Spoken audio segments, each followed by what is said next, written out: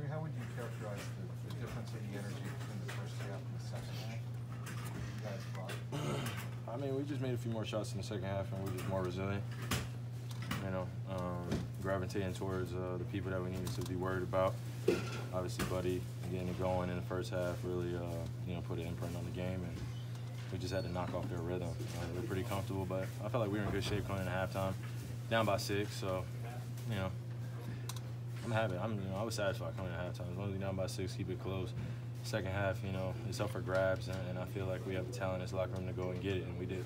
With the stuff you guys have to score away over the last few games, how important is it to maybe grind out a few of these games? I mean, the hardest game is the first game coming back from road trip. So, you know, it's always going to be a dogfight no matter who you're playing against. But obviously, when you have a team fighting for playoff position, you know, it's going to be that type of intensity. You got to be ready for it. So, they were up 17, but we used our experience.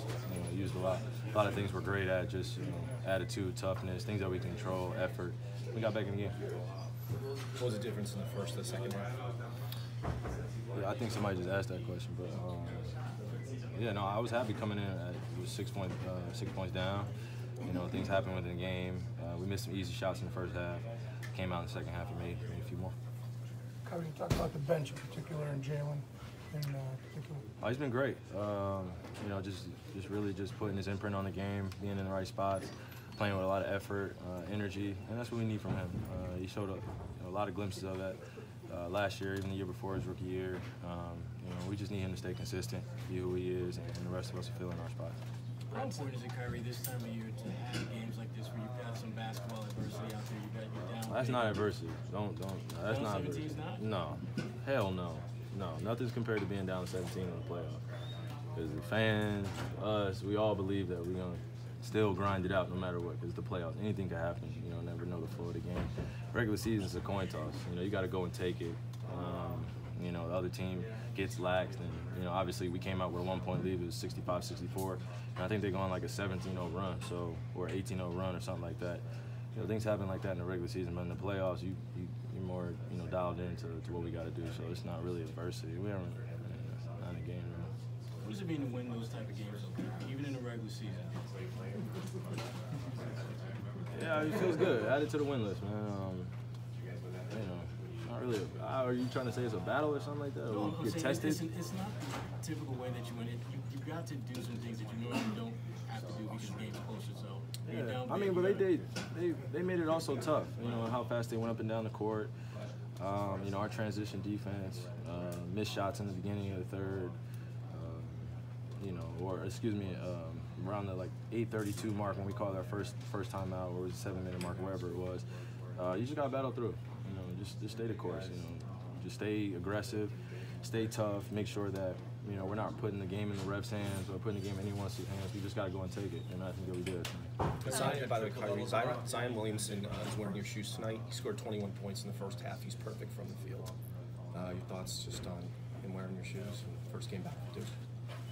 He's a talented player, so I think we expect great things out of him. I don't think the shoes really make a difference, but you know, I think that I'm happy that he's in the Nike brand. I don't know. He's a special player, so I'm just happy that he has some shoes that kind of that won't deteriorate over time. You know, he was really comfortable in the PGs, and you know, he's probably worn a little bit too many times, or you know, whatever the case may be. I don't know the exact thing, but you know, I'm just happy he's out there healthy and playing. That's all I care about. I don't care what shoes he's in, as long as he's in the Nike brand. Kyrie, you had the triple-double tonight. Plug. Kyrie, we haven't talked to you since the Westwood issue. What's your take on the fans and what they can say, what they can't say? I haven't seen the video. What happened? Well, he said the fan told him that he'd get on your knees like you usually do, and Westwood threatened him and then threatened his wife. Mm-hmm. Got fined and the guy got banned from Utah. Mm-hmm. What is your take on? You've had an issue with fans last season. Yelling out something. Yeah. What's your take? Yeah, it's funny, man. It's just funny because I'm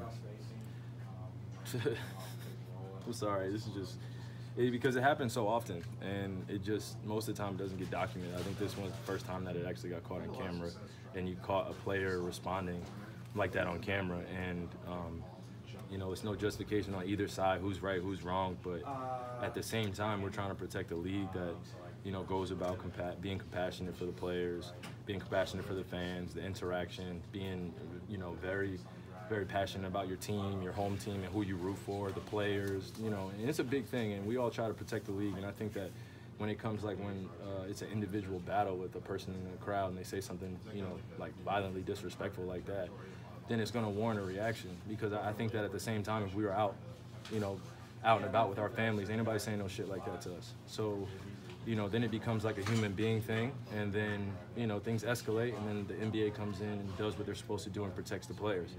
So, you know, I don't know who's right or who's wrong in that situation, but I'm just glad that everyone's okay.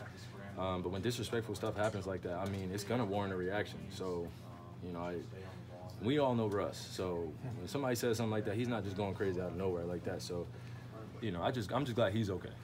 You know, fans will say I've heard so many things over my career, and you know, just this one time it got documented by somebody, and you know, yeah. You heard something like that before? Well, I've heard it all, man. Like Utah, and, you know, Phoenix, and California, whatever however you want to go. Like, fans are going to be passionate about their teams, but that's just taking it too far. And then on top of it, in Utah, the fans are right on top of you, so their fans are like literally in the bleachers. Like, it's sitting right next to you on your bench, and you know, I don't really mind the fan interaction, but not while I'm at work and you're trying to get me to go, because I would come to let me come to your office and yell in your ear like that.